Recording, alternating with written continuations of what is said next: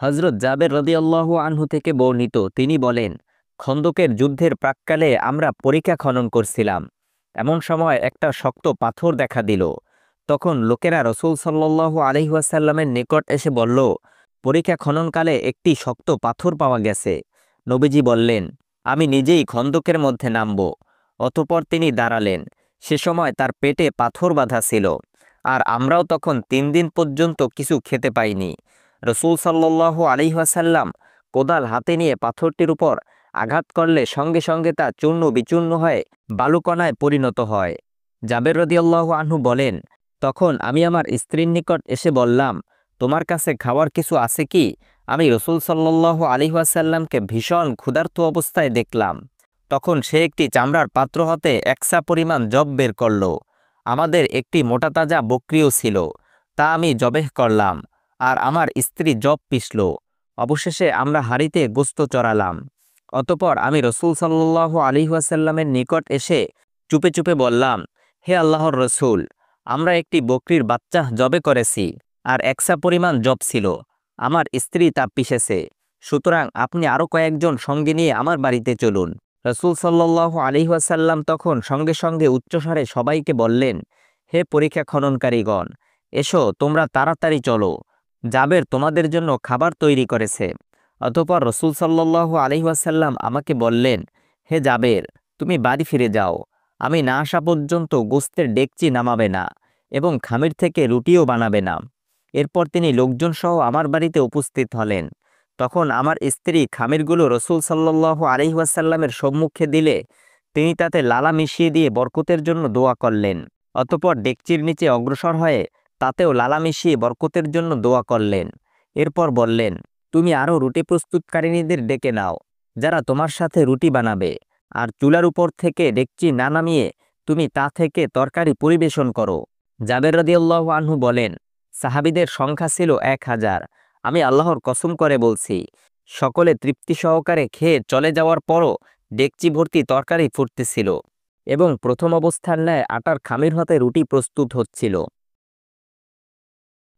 একদা আজেব রাদিয়াল্লাহু আনহু হযরত আবু বকর রাদিয়াল্লাহু আনহুকে বললেন, হে আবু বকর, যে রাতে আপনি রসুল সাল্লাল্লাহু আলাইহি ওয়াসাল্লামের সাথে হিজরতের উদ্দেশ্যে সফর করেছিলেন, সে রাতে আপনারা কি করেছিলেন আমাকে তা বলুন। আবু বকর রাদিয়াল্লাহু আনহু বললেন, আমরা একদিন এক রাত পথ চলার পর যখন দ্বীপ্রহর হলো এবং পথঘাট এমন শূন্য হলো যে কাউকেও চোখে পড়ছিল না, এমন সময় একটি লম্বা পাথর আমাদের নজরে আসলো। তার আশপাশে যথেষ্ট ছায়া ছিল, সেখানে রোদ পড়ত না। আমরা সেখানে অবতরণ করলাম এবং আমি নিজ হাতে রসুল সাল্লাল্লাহু আলাইহি ওয়াসাল্লামের জন্য কিছু জায়গা সমান করলাম, যাতে তিনি শয়ন করতে পারেন।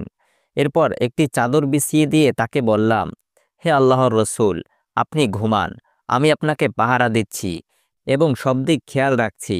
তিনি ঘুমিয়ে পড়লে আমি বের হয়ে চতুর্দিকে তাকে পাহারা দিতে থাকলাম। তাকে পাহারা দেওয়ার সময় হঠাৎ দেখি একজন মেষচারক আমাদের ন্যায় বিশ্রাম নেওয়ার জন্য পাথরটির দিকে অগ্রসর হচ্ছে। আমি তাকে জিজ্ঞেস করলাম, তোমার বকরিগুলোতে কি দুধ আছে? তিনি বললেন, হ্যাঁ। আমি বললাম, তুমি কি তা আমার জন্য দহন করবে? সে বলল, হ্যাঁ। অতঃপর সে একটি বকরি ধরে এনে একটি পাত্রে সামান্য দুধ দহন করল।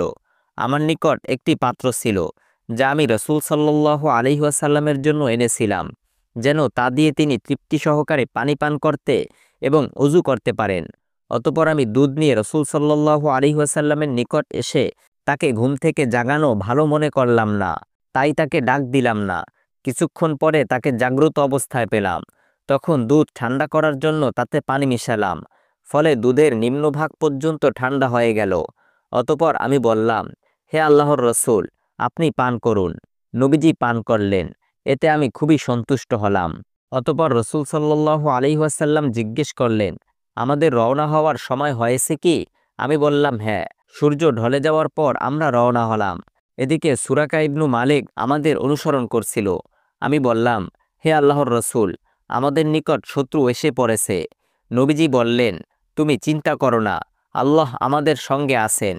এরপর রসুল সাল্লাল্লাহু আলাইহি ওয়াসাল্লাম সুরাকার জন্য বদদোয়া করলেন, ফলে তার ঘোড়াটি তাকে নিয়ে শক্ত মাটিতে পেট পর্যন্ত দেবে গেল। তখন সুরাকা বলল, আমার বিশ্বাস তোমরা আমার জন্য বদদোয়া করেছ। তোমরা আল্লাহর নিকট আমার জন্য দোয়া করো, আল্লাহ তোমাদের সাহায্যকারী হবেন। আমি তোমাদের নিকট অঙ্গীকার করছি যে তোমাদের শত্রুদেরকে আমি ফিরিয়ে দেব, তোমাদের ঠিকানা কাউকে বলবো না। তখন রসুল সাল্লাল্লাহু আলাইহি ওয়াসাল্লাম তার জন্য দোয়া করলে সে মুক্তি পায়। অতঃপর যার সাথেই সুরাকার দেখা হয়েছে তাকেই সে বলেছে, এদিকে তারা কেউই নেই, তোমরা চলে যাও। এমনিভাবে যার সাথেই তার সাক্ষাৎ হতো তাকেই সে ফিরিয়ে দিত। প্রিয় সুধী, আজ এ পর্যন্তই। আমাদের চ্যানেলে নতুন হয়ে থাকলে সাবস্ক্রাইব করুন। ভিডিওটি ভালো লাগলে লাইক, কমেন্ট ও শেয়ার করে অন্যদের দেখার সুযোগ করে দিন। আসসালামু আলাইকুম রহমতুল্লাহ।